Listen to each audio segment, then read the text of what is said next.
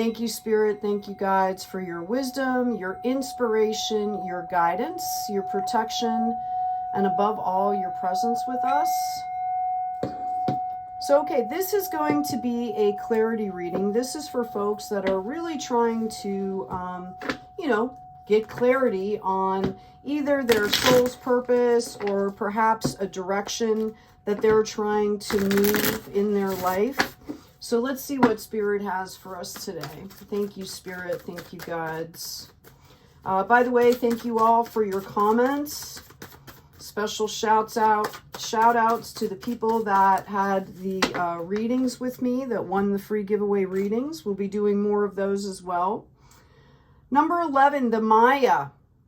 Okay, allow past mistakes to help you see through all the illusions so you can understand and act upon what you know is real, all right, and what is false. So, oops, I'm sorry, I was going to the wrong place. See, I'm getting used to the new setup too.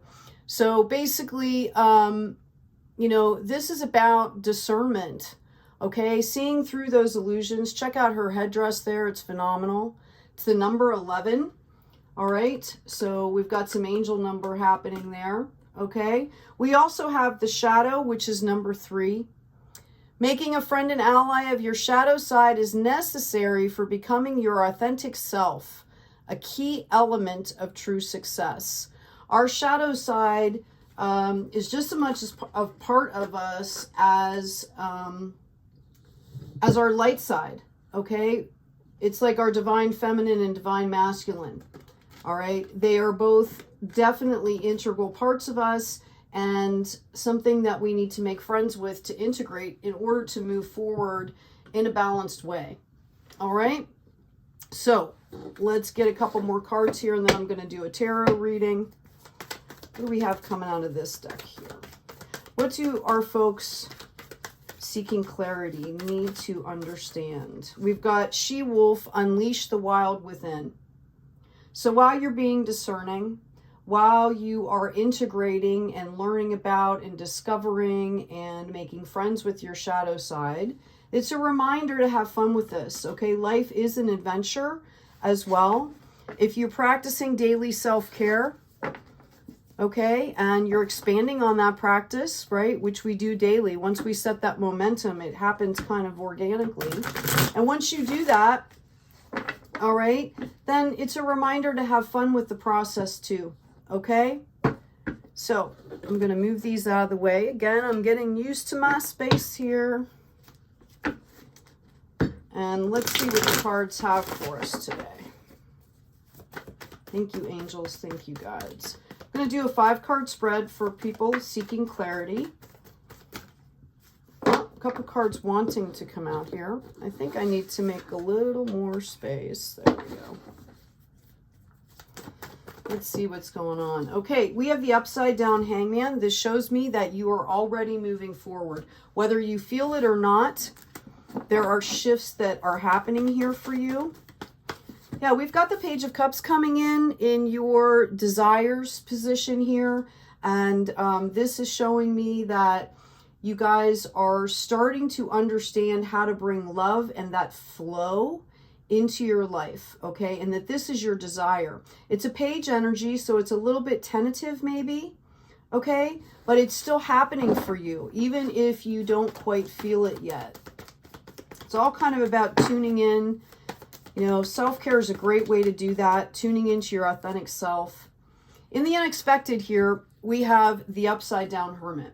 So what I'm really gathering is that you folks are not understanding that this is about stepping into your own power here, okay? The hermit holds the wand, which, by the way, even in, Egyptian hieroglyphics, things like that, the wand is a symbol of transmission and receiving. It's a transmitter or a receiver, okay? It's also all of that knowledge, right? It's a symbol of having all of that knowledge, okay? Being able to gather the knowledge and put it out into the world in a very balanced way. And here we have the lantern, which is that knowledge, that light beaming, like when you step into your power, right? Before you go out into the world with it. When it's in the reverse here, this is the unexpected. Okay, and that is showing me that perhaps some of you have not fully understood how to step into your power in a situation. Okay, and that, again, by aligning, you will be able to gain more clarity and get into that power. Yeah, which you, the immediate future is the High Priestess. Some of you are already understanding exactly what I'm saying to you, okay? And it's about tuning in and getting into your intuition. Notice the two pillars. They're the pillars of complete opposites, and she sits in the middle, all right? And this is the divine feminine aspect. It's a softer aspect. Okay, it's more of an internal aspect, the intuition, but that is in the immediate future for you. So again, you folks are already understanding what I'm saying here. Okay, for some of you, I feel like it's kind of like flipping a switch and you kind of just get it. Okay, Queen of Swords is in the potential outcome here, which means that whatever situation you're leading with here, all right, where you've brought in the love, okay, where you want to bring in love and maybe new ideas and the flow of things, that is going to manifest for you, and you're going to hold boundaries, and you're doing it in a very soft way, okay? Divine feminine. It's complete, but it's also in a nurturing way. It's not just like cutting something off. It is having boundaries with grace, okay, is what I'm hearing. We've also got the Three of Swords. Okay, this process could be painful for you. You might be trying to let go of something that has really been painful for you. Okay, which is why you're learning boundaries. Okay, when we learn to let go of things that are no longer serving us, we are learning boundaries. We are learning not to let that energy come back in. We're learning to completely let go of that energy. And when we do that, we're also opening the space for better energies or higher energies to come in, whatever we choose. It's an individual choice. You also have the Lovers here. Okay, so for some of you, it's the reunification of divine masculine and feminine, and it causes some pain here. Okay, it can cause some pain to do this, but I believe that this is kind of your challenge here.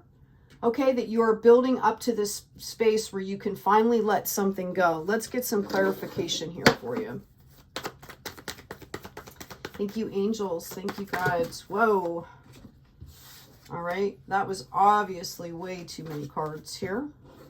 I'm going to read on this upside down hangman, please. Yeah, I'm pulling out the Hierophant here. You could have been involved in a situation that seemed really unbalanced and unfair on your side of things. Okay, and the Hierophant with the 3 keys, mind, body, spirit, is reminding you that there is a higher perspective to everything, right? Your spirit guides, your spirit teams are here. Notice that the High Priestess is out in the read as well. So you are being divinely led and guided here. With this, I also have coming out here the Emperor in the upright.